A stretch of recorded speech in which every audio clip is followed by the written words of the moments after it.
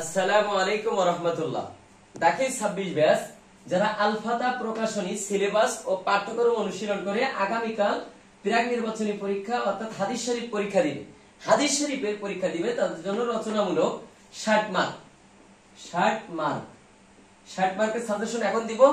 আজ 40 মার্কের সাজেশন, আজকে উত্তরপত্র সহ ইনশাআল্লাহ লাইভে এমসিকিউ দিব ইনশাআল্লাহ। একটু মনোযোগী হও। হাদিস শরীফ রচনামূলক প্রশ্ন, কথা না বাড়িয়ে শুরু করতে যাচ্ছি। খেয়াল করো, তোমাদের দুই থেকে থাকবে বাংলায় অনুবাদ করো। কি করো? বাংলায় অনুবাদ করো। মূল বইয়ের হাদিস নম্বর 2+3, অর্থাৎ তোমরা 2 এবং 3 নম্বর হাদিসে কি করবে? অনুবাদ মুখস্থ করবে, বাংলা অনুবাদ মুখস্থ করবে।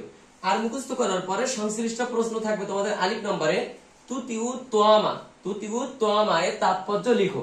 ঠিক আছে, এখানে এটাতে এই দুইটা অনুবাদ মুখস্থ করলে 5, এখানে 3। এবার তাহকিক করতে হবে, তোমাদের তাহকিক করতে হবে দুইটা, চারটা আছে, আমরা দুইটা দিয়ে দিছি। খেয়াল করো, সাআলা আর তুতআম। একটু ভালো করে যেন ভিডিওটা সুন্দর হয়, সবাই বুঝতে পারে, ভিডিওটা যেন সুন্দর হয়, সবাই বুঝতে পারে।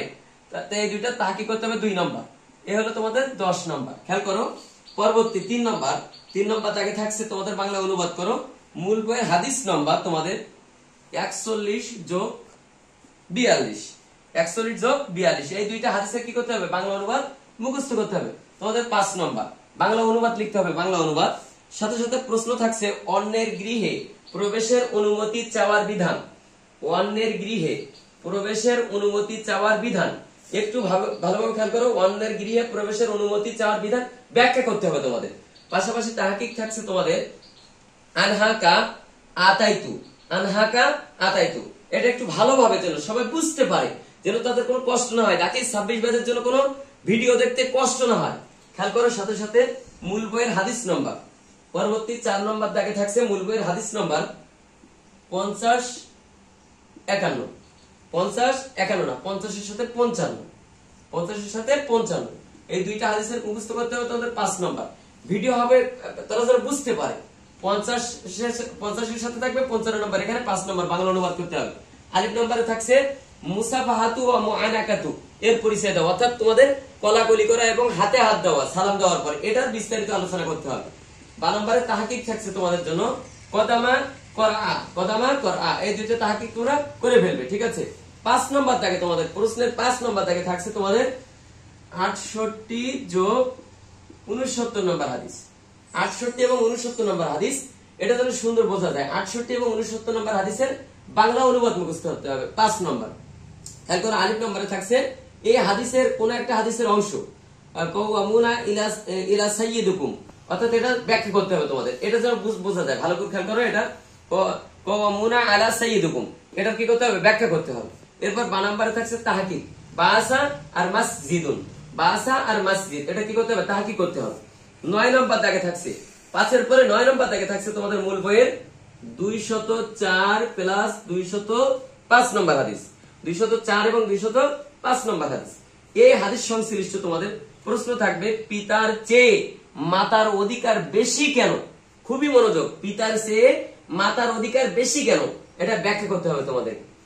ওই যে রাসূল সাল্লাল্লাহু আলাইহি ওয়াসাল্লাম বলেছিল যে ওই যে সদাচরণ পাওয়ার যোগ্য কে, একজন সাহাবী প্রশ্ন করেছিল, রাসূল সাল্লাল্লাহু আলাইহি ওয়াসাল্লাম বলেছিল তোমার মা, তারপর তোমার বাবা, তারপর তোমার নিকট আত্মীয়। এই হাদিসের কথা বলা হয়েছে এখানে। খেয়াল করো, 12 নম্বরে তাহকিক, এখানে আহাক্কুন আর উম্মুন এই দুইটা দেওয়া হয়েছে, এই দুইটা তাহকিক তোমরা করে ফেলবে। ঠিক আছে, এবার খেয়াল করো, তোমাদের 11 দাগে থাকছে এই দুইটা প্রশ্ন। 11 দাগ এবং 12 দাগে এই দুইটা থেকে তোমাদেরকে যে কোনো একটা লিখতে হবে। হাদিস কাকে বলে, উহার আলোচ্য বিষয় ও উদ্দেশ্য লিখো। হয় এটা লিখবা তোমরা, হয় এটা লিখবা, এটাতে 5 নম্বর। আরেকটা হলো মতন অনুসারে হাদিসের প্রকারসমূহ সংজ্ঞা সহ লিখো, এটাতে 5 নম্বর। এই দুইটা থেকে তোমাদের যে কোনো একটা লিখতে হবে, তোমাদের। তোমরা কি করবে? দুইটা মুখস্থ, মানে যে যেটা মুখস্থ আছে মুখস্থ করে নেবে, দুইটা তোমাদের প্রশ্নই থাকবে ইনশাআল্লাহ। ঠিক আছে, খেয়াল করো, 13 নম্বর দাগ তোমাদের জন্য স্পেশাল দাগ, এটা হলো মুখস্থ হাদিস লিখো। তোমাদের এই যে প্রশ্ন, যে হাদিসগুলো আসছে এগুলো বাদে তোমরা মূল বই থেকে যে কোনো একটা তোমাদের সিলেবাস সংশ্লিষ্ট একটা হাদিস মুখস্থ করে ফেলবে, সেখানে 5 নম্বর। এখন খেয়াল করো, তোমরা দাখিল 26 ব্যাচে যারা আলফাতা প্রকাশনীর সিলেবাস ফলো করতেছো, তোমাদের আমি গতকাল পর্যন্ত এমসিকিউ সরাসরি দিয়েছিলাম, অনেকেই বুঝতে পারেনি, ভিডিও ক্লিয়ার ছিল না এবং উত্তরপত্র খুঁজে পাইনি, অনেকেই দ্বিধাদ্বন্দ্বের মধ্যে ছিল। আজকে আমি কথা দিচ্ছি, আমার ভিডিওর ইউটিউবের এই ভিডিওর কমেন্ট বক্সে আমার দাখিল অনলাইন মাদ্রাসার পেজের লিংক দেওয়া থাকবে।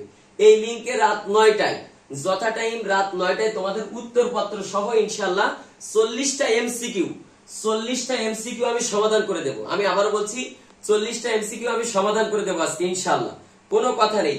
আর এই ভিডিও কিন্তু তোমরা কি ইউটিউবে পাবে না, আবার আমাদের পেজেও পরে পাবে না। রাত 9টায় যথা টাইমে লাইভে আসতে হবে, আমরা লাইভ শেষ করব, ভিডিও ডিলিট করে দেব। কেননা আমরা যখন পরিশ্রম করব, আমরা তোমাদের জন্য বিনামূল্যে অনেক কিছু দিতেছি, তোমরা কমন পাচ্ছ, তা তোমরা যদি এটা, আমরা তোমাদের হয়েছি, তোমরা যদি আমাদের না হও, তাহলে তো আমরা কি একটা পরিবারের মধ্যে থাকতে পারি না। বিধায় আমি বলছি, লাইভ শেষ করে আমি কিন্তু ভিডিও ডিলিট করে দেব। তাই তোমরা কি করবে, যথা টাইম রাত 9টায় ইনশাআল্লাহ দাখিল অনলাইন মাদ্রাসার পেজে চলে আসবে।